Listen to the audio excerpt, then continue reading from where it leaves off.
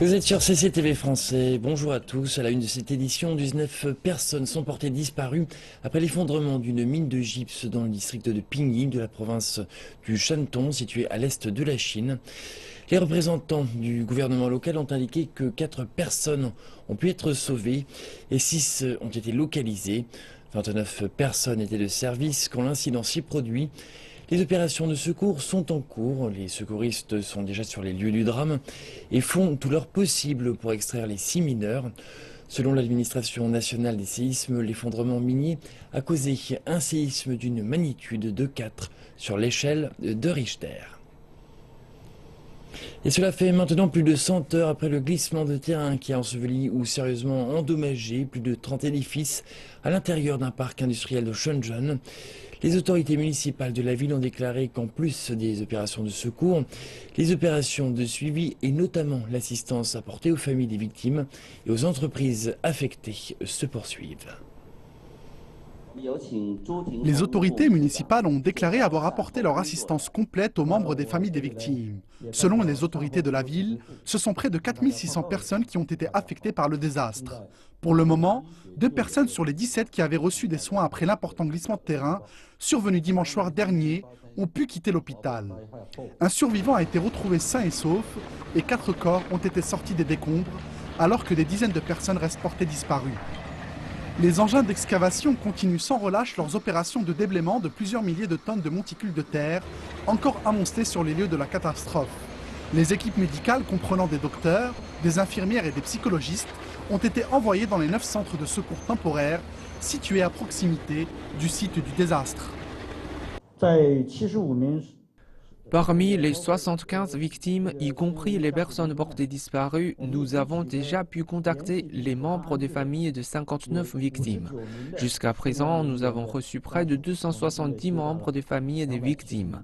Un service personnalisé a été mis sur pied, comprenant une cellule psychologique, une assistance juridique ainsi que d'autres services. La Chine va devenir le 3e plus gros contributeur derrière les États-Unis et le Japon au budget de l'Organisation des Nations Unies pour la période qui s'étend de 2016 à 2018.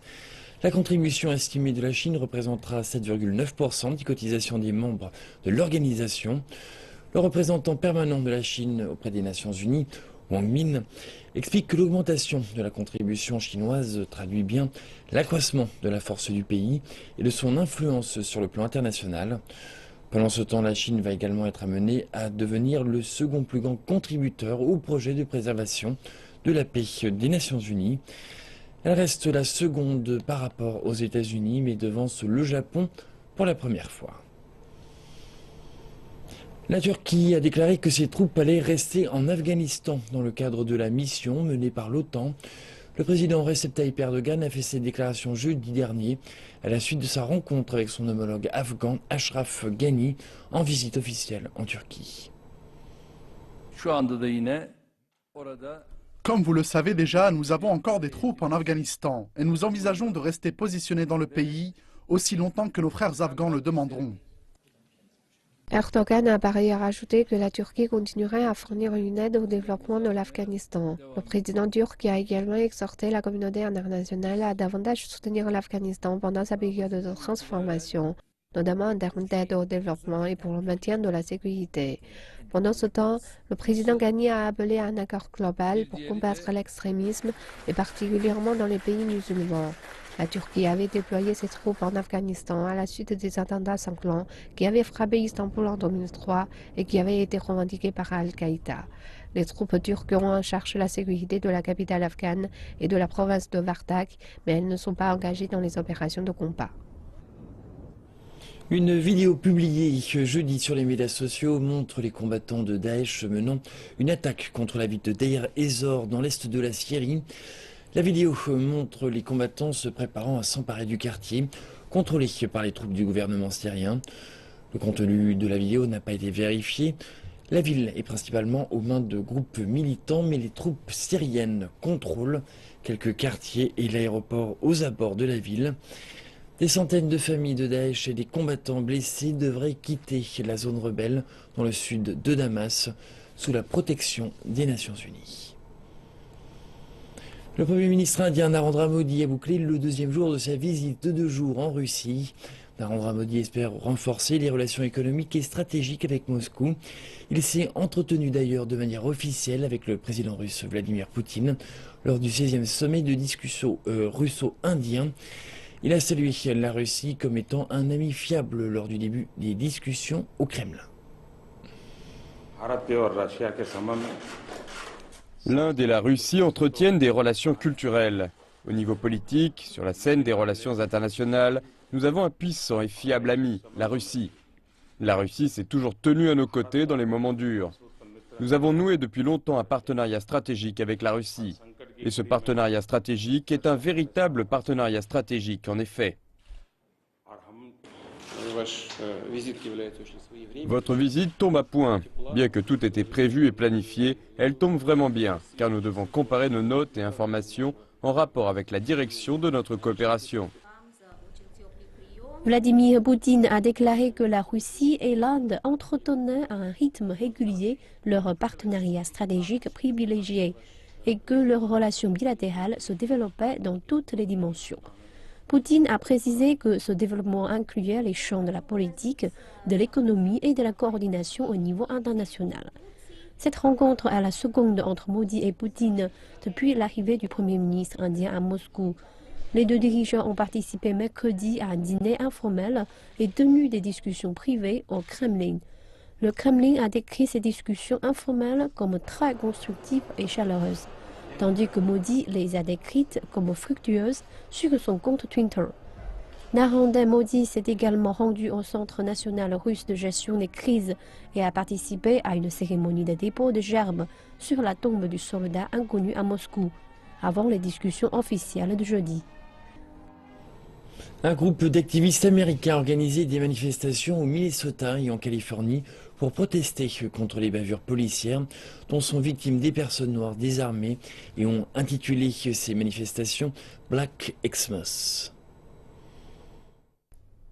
Les manifestations ont eu lieu dans des zones d'affaires, une tentative pour montrer que ces manifestations pourraient affecter l'économie au cours d'une des périodes commerciales les plus importantes de l'année. Le groupe, intitulé Black Lives Matter, soit la vie des Noirs est importante, a déclaré dans un communiqué que ces actions représentaient un appel à une révision immédiate du système judiciaire. Les rassemblements provoquaient de brèves fermetures de magasins mercredi, mais la police a rapidement investi les lieux et procédé à quelques arrestations. Au Minnesota, 4 manifestants ont été arrêtés dans le centre commercial Mall of America à Bloomington, dans la banlieue de Minneapolis. 8 arrestations ont été effectuées à l'aéroport international de Minneapolis-Saint Paul, où des manifestants avaient brièvement bloqué les routes menant aux 2 terminaux. 9 arrestations ont également eu lieu près de l'aéroport international de San Francisco, en Californie.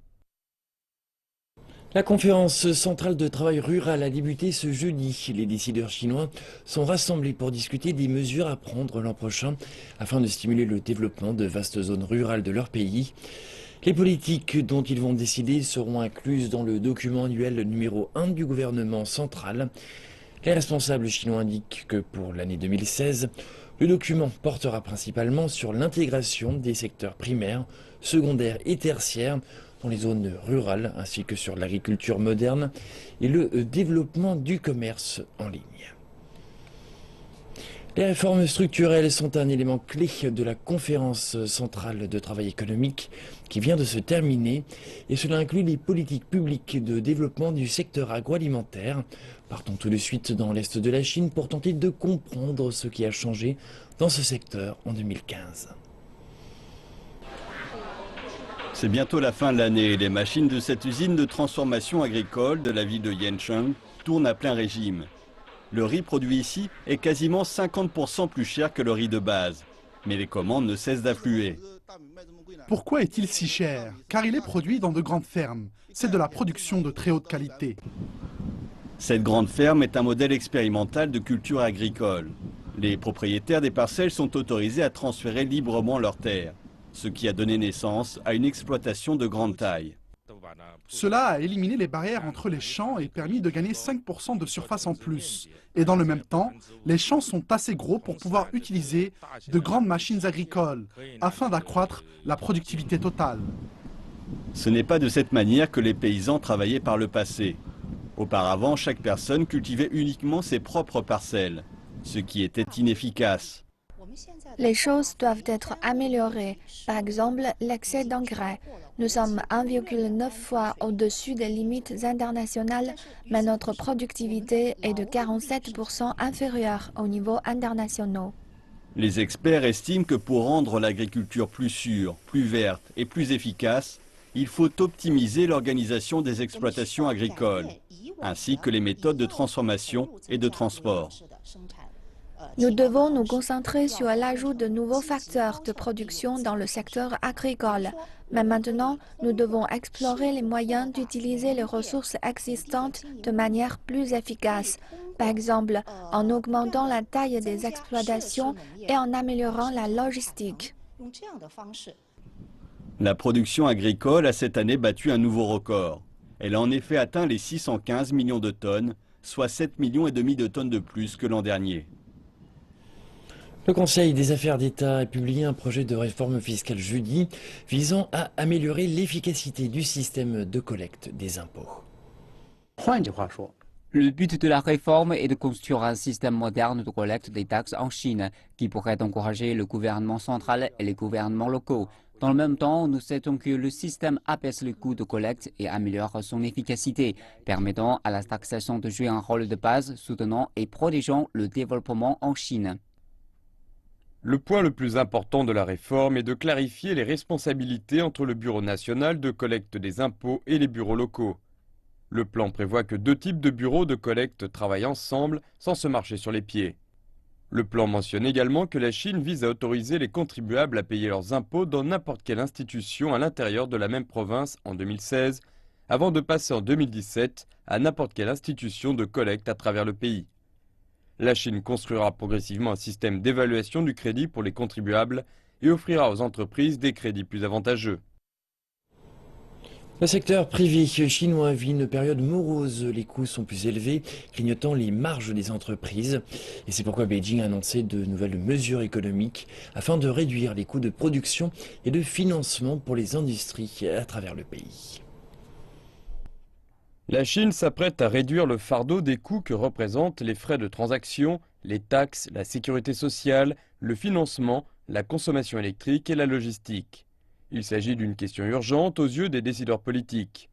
Prenons le secteur chinois des nouvelles technologies, un secteur en plein boom. Les entreprises nationales sont à présent assez fortes pour intégrer le marché international. Mais le coût est élevé pour acquérir des avoirs étrangers. C'est ce qui préoccupe Layard à Beijing, une entreprise d'optoélectronique qui vient tout juste d'acquérir une entreprise américaine cotée au Nasdaq. Nos cibles coûtent plus d'1 milliard de yuan. En tant que compagnie cotée, le financement bancaire représente entre 6 et 7% en intérêt. Le financement par courtage représente près de 8%. Même pour les compagnies de haute technologie comme nous, avec des marges nettes de plus de 10%, les coûts de financement qui représentent des dizaines de millions de yuan seraient beaucoup trop lourds à supporter, sans mentionner les entreprises manufacturières ordinaires. Selon une enquête économique, l'avantage de la Chine au niveau des coûts de production a disparu depuis longtemps. Les résultats montrent que le coût moyen qui pèse sur les industries manufacturières chinoises est presque aussi élevé que pour leurs pairs aux États-Unis. Selon le ministère chinois de l'Industrie et des Nouvelles Technologies, 66% des entreprises chinoises se plaignent des coûts élevés de financement en 2015, soit une hausse de 6 points de pourcentage par rapport à 2014. Les coûts de logistique sont également un élément d'inquiétude, représentant jusqu'à 40% des coûts de production d'une entreprise en Chine, alors que dans les économies développées, ce chiffre représente moins de la moitié. Les taxes professionnelles freinent également les entreprises de plus petite taille. Tous ces fardeaux empêchent les entreprises de respirer. Si nous ne pouvons pas résoudre le problème des coûts par nos entreprises, la position de la manufacture chinoise dans le monde va être détrônée et les 30 années de développement économique vont être avalées. Certains analystes estiment que les racines du problème des prix plus bas et des marges plus faibles sur le marché est due à l'excédent de capacité. La surabondance de l'approvisionnement a conduit à une guerre des prix qui menace la bonne santé financière des entreprises.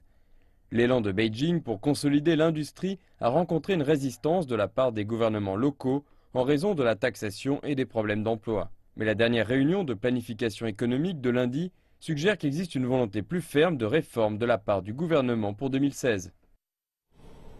Et voici tout de suite les performances du jour des principales places financières asiatiques. Les bourses chinoises ont terminé en hausse vendredi. L'indice composite de référence de la bourse de Shanghai des actions A a clôturé à 3796,96 points, en hausse de 0,42%. Et l'indice des actions B a clôturé à 442,76 points, en hausse de 2,26%. L'indice de la bourse de Shenzhen des actions A a fini à 2468,61 points, soit une hausse de 0,57%. L'indice des actions B a clôturé à 1345,67 points, en hausse de 0,88%. L'indice Nikkei de la bourse de Tokyo a terminé en baisse de 0,11% la séance de vendredi. La prudence d'investisseurs locaux, l'absence d'étrangers en congé de Noël et la remontée du yen ont eu raison des motivations nées en début de journée des statistiques bien orientées aux États-Unis et pas trop mauvaises au Japon, ainsi que du regain des cours du pétrole. À l'issue des échanges, le Nikkei a affiché une perte de 20,63 points. Et nous enchaînons avec les taux de change des prix du pétrole et ceux des métaux précieux.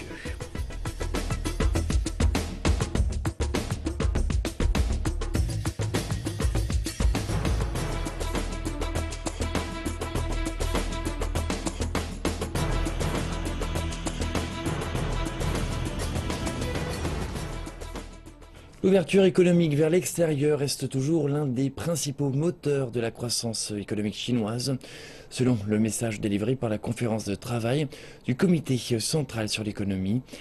La Chine a pris l'initiative d'établir la Banque asiatique d'investissement pour les infrastructures, justement, pour conforter la croissance régionale, mais également dans le but d'améliorer la gouvernance globale. Le ministère chinois des Finances a déclaré ce vendredi que la banque était officiellement créée.